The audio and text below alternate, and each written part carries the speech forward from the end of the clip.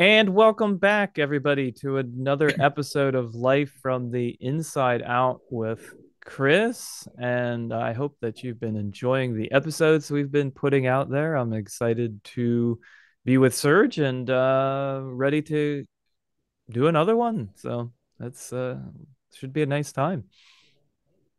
Yep. And just as we were doing the countdown for recording, I got a little blip on my Chris radar. It's something he wants to talk about. Yeah, and maybe by the Oh, time we put this video out there too, I think Serge, you're going to have the new Chris website up and running. I'd y- imagine. yes. The Several weeks back, it was a kind of a disaster on the website.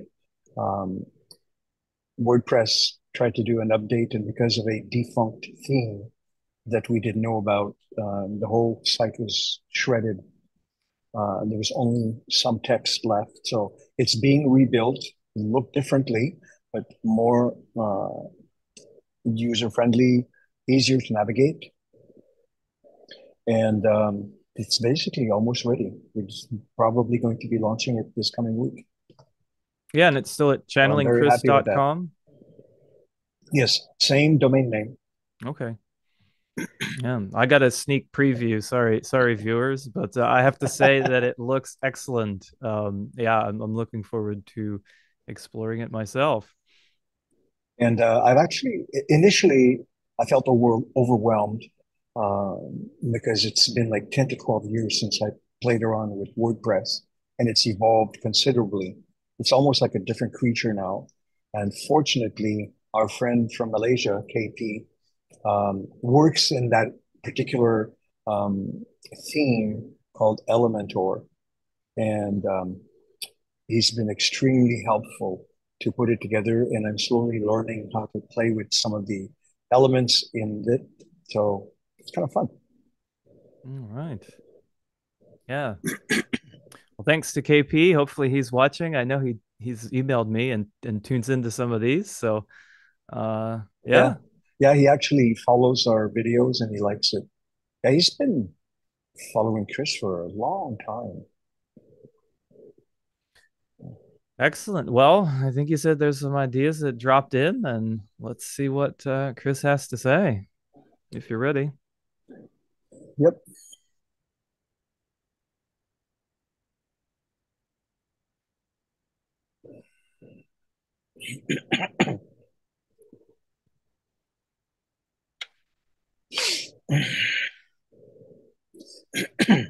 Now we trust that you are comfortable Yes, Kris.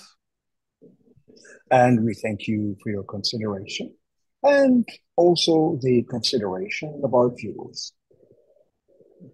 All right. As for a topic of discussion, we thought we would begin to explore the very title of this series of videos, Life from the Inside Out. We may have in the past touched upon it a little bit, but we would like to delve a little deeper into the process, into why life is an inside job. Not necessarily as you're accustomed to thinking in terms of material constructs and the way of the physical world.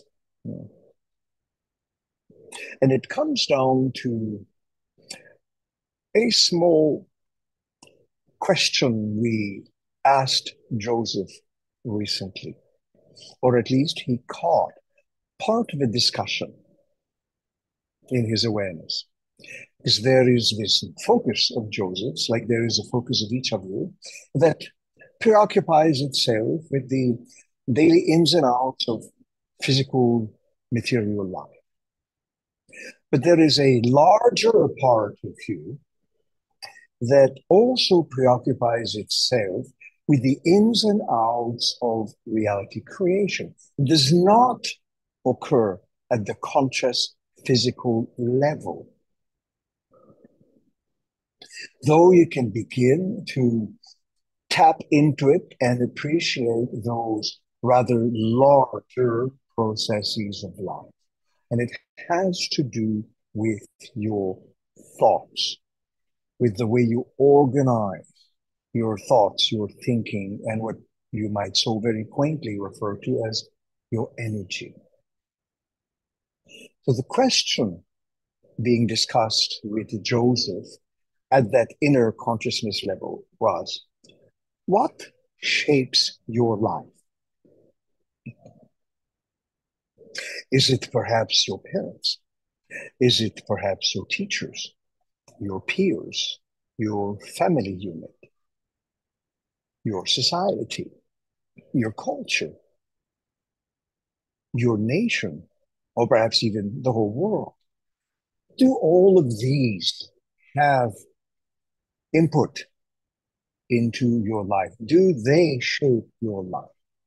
One might be tempted to think that yes, they do. But ultimately, the question has a very different kind of answer.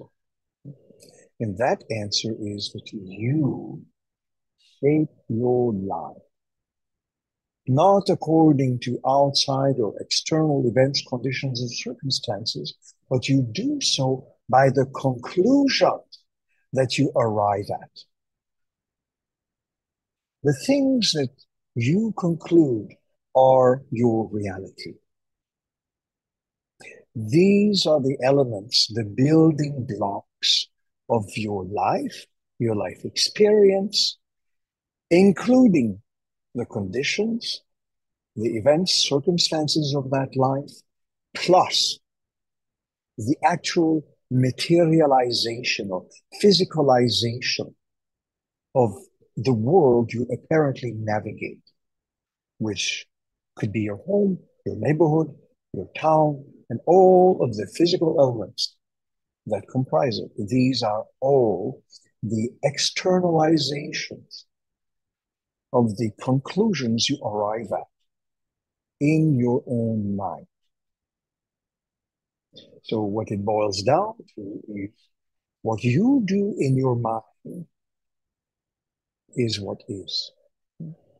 The conclusions you arrive at, that is what is. That is why things are the way they are, because of what you conclude. So what you conclude is what is. Does that make sense to you? It does, Kris, and I'm wondering if other viewers too. It seems though when we're young that a lot of those people or institutions do seem to have an influence on the beliefs we develop, um, or perhaps we know ahead of time or at some level those interactions, and maybe so some level of us agrees or knows to that. Can you speak to that idea of what's happening when we're younger? They can carry an influence, but they do not make the final conclusion about the reality that you experience. So it is like a traveling salesman going door to door. They may try to influence your decision to purchase their wares, but the final conclusion is yours. So you have an infinite number of possibilities available to you. And based upon the particular ideas and or beliefs that you hold, you will settle upon a particular set of conclusions over and above all the others. This then determines what becomes your experience, thus your reality. Your experiences are your reality. And they are all born from the conclusions that you arrive at. Thus, reality is the way it is because of the conclusions you have arrived at. So if, for instance, someone hates war, thinking, of course, that might mean they love peace is not necessarily the case. They simply hate war. They may see more and more instances of conflicts, whether locally, internationally, worldwide, and so on and so forth. Instead, it is preferable to understand what you are focusing upon and choose to love and address peace. And if even 10 to 15% of your world population decided overnight that this becomes the focus of attention, becomes the conclusion, the rippling effect would make it so that in perhaps less than 2 generations, the experience of reality for your species on this planet would follow the rhythm of your conclusions. Does that make sense as well? Yeah. Mm-hmm. So being conscious, being aware of the flow of your thoughts, of your ideas, the contents of your mind, to take inventory once in a while, is extremely beneficial on so many different levels, including your own peace of mind, including your own mental, psychological, and physical well-being. Because your own nature is one of love, creativity, and collaboration. That your species has gravitated towards an experience of reality that seems to cultivate an approach of self-disapproval, of inner conflict. And of course, when there is inner conflict, there will be outer conflict. That is why it is important to understand that reality is an inside job. It all begins in here, in your mind, not in your brain, but in your mind. And from that very simple explanation we have provided, you can create significant inroads and significant changes in your experience of reality by understanding that process. And of course, you do not have to be an Einstein or a quantum physicist or a theoretical physicist or anything of that nature to understand the basic premise that your particular ideas, your thoughts, your beliefs, hence your conclusions, sow the seeds of your experience. It is a very, very simple premise, and if examined, studied, and realized, meaning worked upon, it can make tremendous changes in your life. So if one is beset with financial hardship, emotional hardships, relationship hardships, work hardships, the general tendency is to fight every inch of the way to carve yourself a path in your reality. As if you are a bushman whacking your way through the jungle, in this case, the concrete jungle. But if you began to look at it from the inside out, you could quickly establish that all of your hardships, all of your sufferings, all of your conflicts originate with the contents of the thoughts that you entertain. the conclusions you have come to about life. And if the conclusions are such that you recognize the roots of your struggles, then change your conclusions. But people change their conclusions all the time, and they do not realize it. But when it comes to a conscious recognition, it sometimes appears as if the task is impossible. It is an gargantuan task to start changing my thoughts. And yet you do it all the time. But now it becomes personal. So therefore, yes, more conscientiousness, more effort, more mindfulness is required.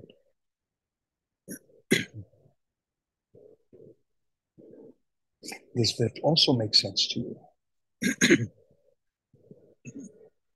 Yeah, I follow. As you were talking, I was thinking about some health related items. There's the fight against this illness or the fight against this, and um, beginning to appreciate the idea the difference between fighting against something and perhaps looking at it like bringing something back into balance, or and the If, difference between those two types of ideas. if you take the common approach, such as the war on drugs, the war on cancer, the war on mental health, the war on emotional health, you have wars all the time. What are you engaged in? You're not engaged in mm, being in a better situation. You're engaged in fighting your own best interest. If instead you befriended and understood the nature of befriending your body, not that the body is you, but you understand that the body encapsulates your ideas about yourself, you might indeed be much kinder to the body. You might berate it less. You might abandon the notion that even being yourself is cause for shame and guilt, as many religious bodies throughout the world would have you believe. So you arrived at conclusions based upon the influences of certain bodies of teachings. And therefore, these manifest through your body and through your reality experience. So if you understood the sacred nature of your body as a representation of you, not that the body is you, but it represents you, you might have a different relationship with it. You might have a different relationship with your world. Because the relationship you have with you and your body is then mirrored out into the so-called external world. Does that make sense to you? Yeah, I'm following. One very, very simple approach that can be utilized is to ask yourself, since my reality is the result of my conclusions, therefore, let me examine the conclusions themselves as they are mirrored through my daily activities. And if I realize that a particular conclusion or a series of conclusions are feeding my reality experience, I can start to edit the processes of my thoughts. So if, for instance, Someone is convinced that life in general sucks. Life is just a big misery from the moment you're born to the moment you die, and you have to fight every inch of the way. Start thinking differently because life is not like that. Life is the result of that kind of thinking for you. So start being kinder and look at life and your own life in particular as a sacred process. And whenever you have an opportunity, edit or tweak the conclusions that are actually quite prominent, literally right in your face, in the form of the experience. Start editing, just like a word processor. If you create a document in Microsoft Word and you are done creating the document, and then you notice there are some errors, do you say to yourself, oh dear, I really did it this time? This is a document and it can never be edited nor altered. All the typos, all the wrong turns of sentences, I am stuck with them forever. And yet all you have to do is go and correct the typos or whatever is in the document that no longer works. A very simple process. Nobody is going to ever be convinced that once they create a document, it can never be changed. At least not in this day and age. In a very simple manner, you can also view the realm of your thoughts and ideas as completely editable. You just have to alter the contents of your mind. If you see that you have arrived at some conclusions that reflect the nature of your experiences, then begin to edit the conclusions, change them. Whether you do it gradually or cold turkey, change them and know and have the confidence that once you begin to make those changes, you expect those changes to start showing up in your day-to-day life, which will make the process of living your life much more enjoyable and less of a struggle. It is a rather simple process, but it requires your mindfulness. It requires your attention. And of course, someone may say, we don't believe that, but we challenge that assumption. That is also another conclusion, that life events and conditions can never be altered, because they can. There are millions of people on a daily basis who are living proof that they can change their circumstances. And they have the faith to do it. And by faith, we do not imply any kind of religious connotation. They have faith in their abilities to see the process through.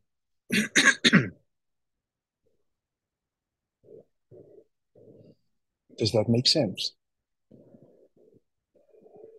Yeah. Yeah, it's a nice process. Many people in this day and age also struggle with relationships in varieties of ways. Again, observing the conclusions you have arrived at in one way or another, regardless of the means, as to why your relationships might suffer in one way or another, and recognize the things you have arrived at, those conclusions. Perhaps you might think that people always end up disagreeing. People always lie. People always cheat. People always do this. Stop right there in your tracks and ask yourself, is this absolutely true? Or is this something you have arrived at? The answers might surprise you, and the answers might also be the key to start changing the process.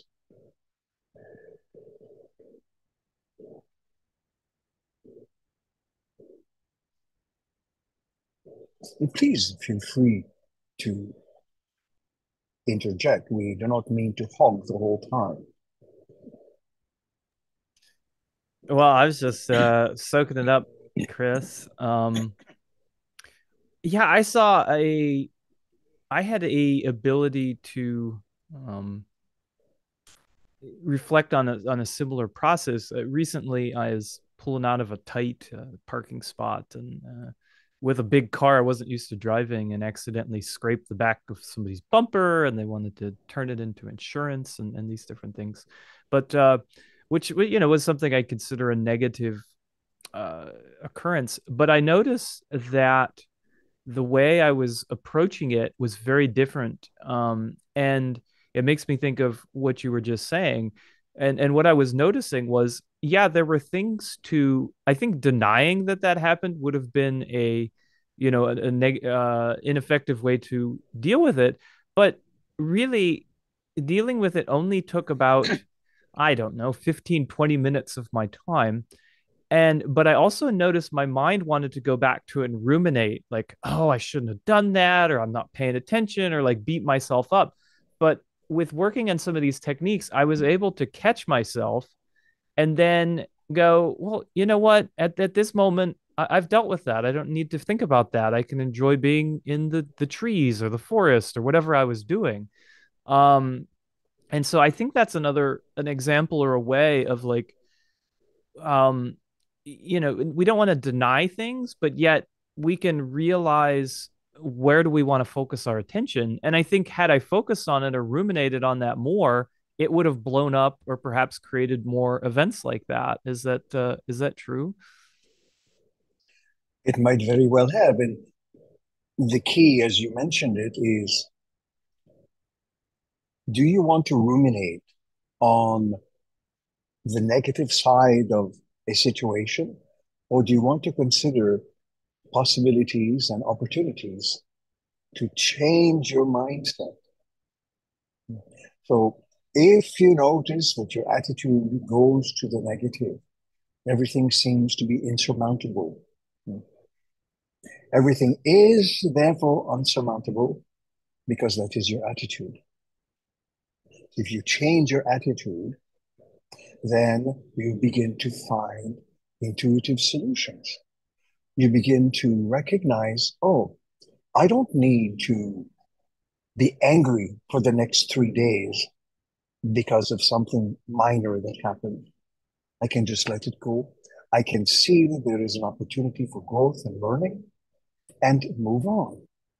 It does not imply that you must squash, deny, or discount any kind of feeling, but it does strongly imply that you can recognize it and then move on. Otherwise, you will be stuck there for days.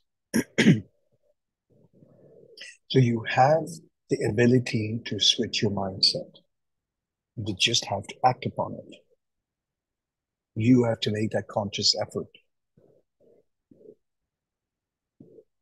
Yeah, and events So are interesting. Oh, go ahead. for instance, you might buy a bunch of bananas. And after a few days, you might recognize that the bananas have ripened more than you normally care to have. Do you berate yourself? Do you call them stupid bananas? Do you throw them in the trash? Bemoan the fact you have wasted $1, blah, blah, blah. Or do you look at those bananas and go, solution? Wicked banana bread. Because ripe bananas are best for a good banana bread. Does that make sense? Yeah, and I'm noticing we can do the same thing with ideas because you can approach the same situation with the rumination and the shame and guilt and um but you also could be like, well, hey, I handled that in a very compassionate way. It was a difficult situation, or to to bring out something like that and be able to compare. So and imagine the event is multidimensional, meaning if you apply a different set of beliefs, it's going to play out in a different way. Indeed. And not every situation needs a nuclear reaction. You can choose to observe an event, condition, or circumstance and choose not to respond in your usual manner. The choice is there, it does exist. And it can actually have quite a powerful impact in your sense of well being, in your sense of powerfulness, in your sense of just being you. So these things are important. In other words, you have a choice. You can go through life fighting numberless battles on a daily basis, or you can go through life with enjoyment, peace of mind, and creativity.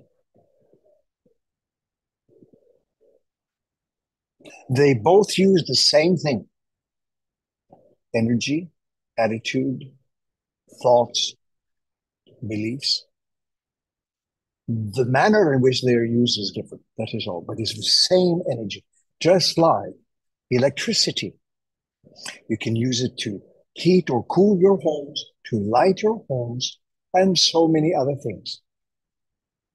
Or touch a raw live wire and you are fried.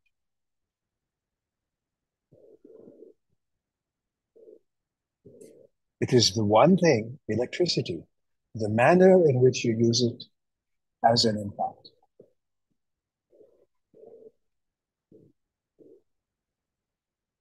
Do you follow? Yeah, that goes back to the powers of ideas and idea construction. Mm-hmm. Yes, your universe, the universe you experience, is the result of your ideas, your thoughts, and so on and so forth. Now, would you like to take a little break? Yep. Yeah. Thanks. Lovely episode. Indeed. Then we will see you in a few moments.